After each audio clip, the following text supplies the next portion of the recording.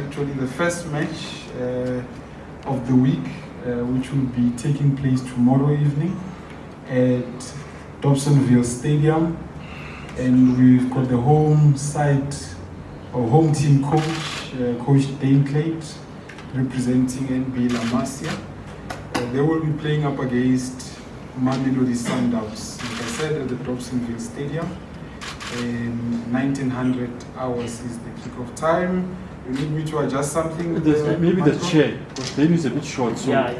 Oh, you must set a bit forward. Okay, maybe you must just move a bit. Yeah. Yeah, it's better. Much Yeah, there we go. Okay, it's perfect. Yeah, I think if we get into it, Coach, thank you. Welcome back. We haven't seen you here at the offices for a long time now, but you come back, on the other side as a coach. But just, your thoughts heading into this match against Mamelodi Sundowns. What can we expect from NB La Masia? Yeah, I think for a club like La Masia, I think it's a nice occasion. I think it's a big learning experience. I think the whole club, all the players, the club, the management, everybody aspire to be on the PSL level. That's where Sundowns is. Obviously, I would probably call it David versus Goliath clash, if you're really honest about it. But I think, look, massive respect for Sundowns, massive respect for the technical team. We can only learn as much as we can from this type of situation, this type of match, as we obviously looking to get promotion to the PSL. That's the ultimate goal. That's the bread and butter. But be that as it may, I think it's a perfect opportunity for the players to really see where they are and for them aspiring, all of them aspiring to play in the PSL. I think it's a perfect opportunity to gauge themselves against one of Africa's best teams. Thank you, Coach. Let's take questions from the floor. Just by a show of hands, we'll take the first one. Okay, let's go to Daine. Hi, Coach. Daine from Soweto. Everyone's looking at me because they say La Masia is my team. You guys are from West. But I want to ask, the team in the community is viewed as a beacon of hope, especially with what's happening. When you read the news, you see that people are being shot left, right, and center. So more than the result, I want to ask, how important is this game in terms of giving hope to the youngsters, to show them that the team from their community is competing against one of Africa's best, like you said, and what sort of impact, because you guys train in the community, you right there in everyone's faces, you're a beacon of hope. So I just want to ask the importance in that sense. I think that's a fantastic question. Thank you so much. I think, it's a community club.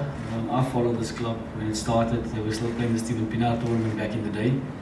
So obviously the chairman, Mr. Nazir Baker, has come in and really invested into this club, and it's amazing to see how the club has gone through from the bottom tiers right up to the first division where we are now at the moment. But a beacon of hope. What's happening in the community where this club stems from. It's really sad to see. It's really sad to see that even the Pienaar soccer tournament has stopped, because of these type of gangsterism and these happenings. So I think tomorrow at 7 o'clock, maybe the whole of Westbury, Riverlea and Eldorado Park will probably come to a standstill and obviously watch the game. We'd hope that nothing bad happens between those 2-3 hours, and that's what it's all about. For those 2-3 hours that the match will be on TV at Dobsonville at the stadium, as many people can come and support the team, and many people can watch the team from their homes, and hopefully there's no sort of gunfighting for 2 hours. I think that will be a milestone in those areas. So I have a fantastic understanding of what this means for the community. Bar the result, I think just the fact that the club is up against Mamelodi Sundowns, their name comes up next to Mamelodi Sundowns is a big achievement in itself. Thank you. Let's move on to the next question. The question here. Morning, Coach. Coming from VFM, YFM. Coach, I want to ask, are you seeing a growth in you as a coach? I mean, you were Chippa United, Baptism of Fire, and now coming to La Masia. So, growth in you as a coach? Yeah, absolutely. There's a lot of growth. The last time, I think when we played Sundowns, when I was the coach down in Port Elizabeth, I think I already knew before the game that I'm not going to be there after the game.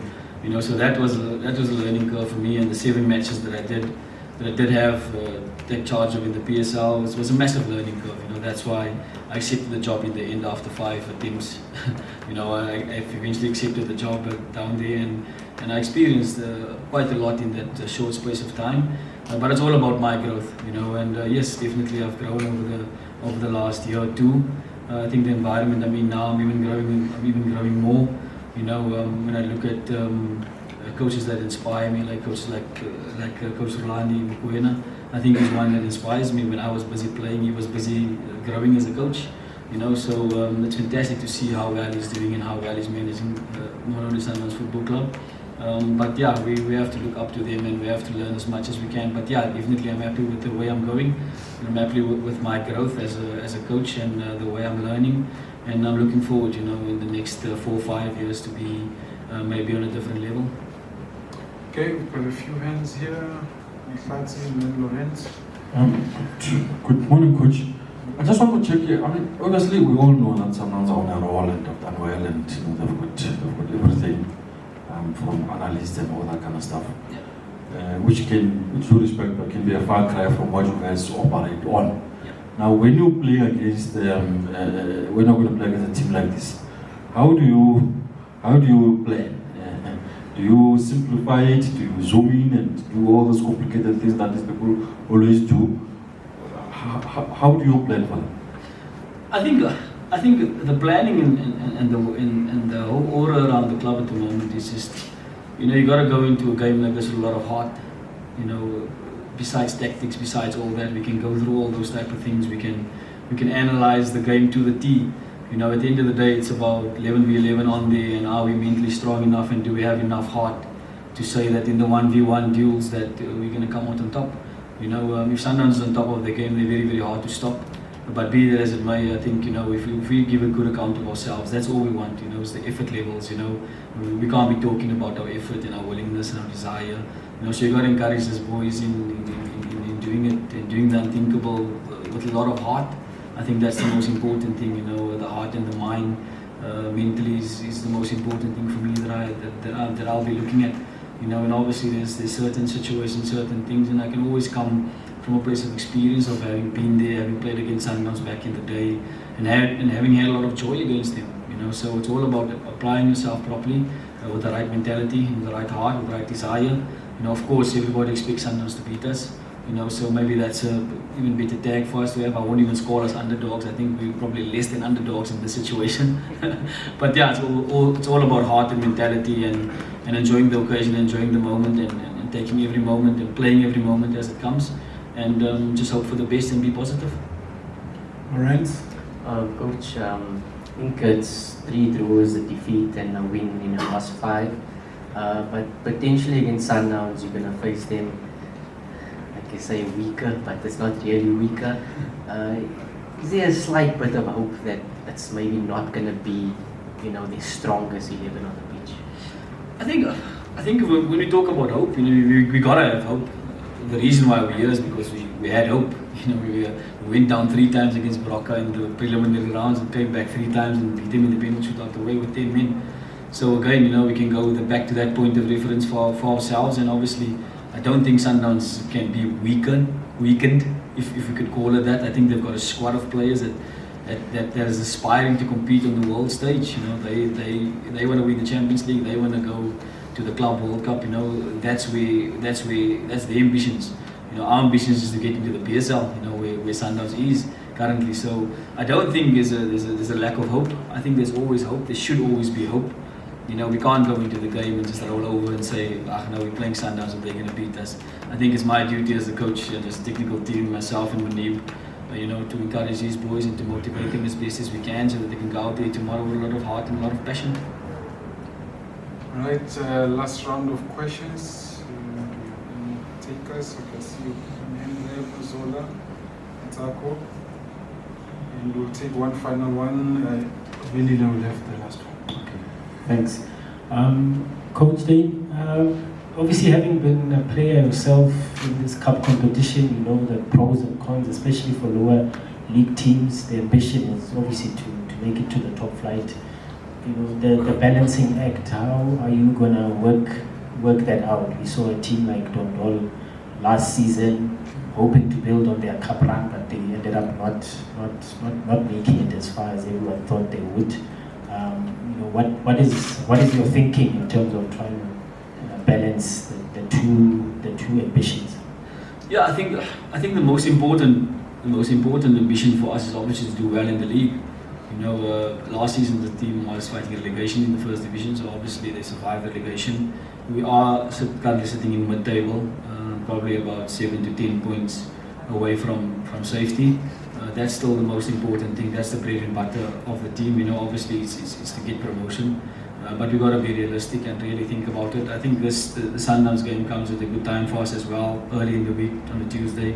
But our next match only being the 1st of March against Maritzburg away, so it gives ample time to obviously absorb whatever's going to happen tomorrow and rectify whatever needs to be rectified going forward. But I think the most important thing, and I know for sure, that it's the status in the first division, and obviously trying to get out of the first division into the PSL. I think there's no two ways about that. But if I go back to Baroka and how the Nedbank Cup inspired Baroka to get into the PSL, as much as Dondal did well last year and didn't kick on to get promoted. When Baroka did it, they eventually got promoted to the Premier League.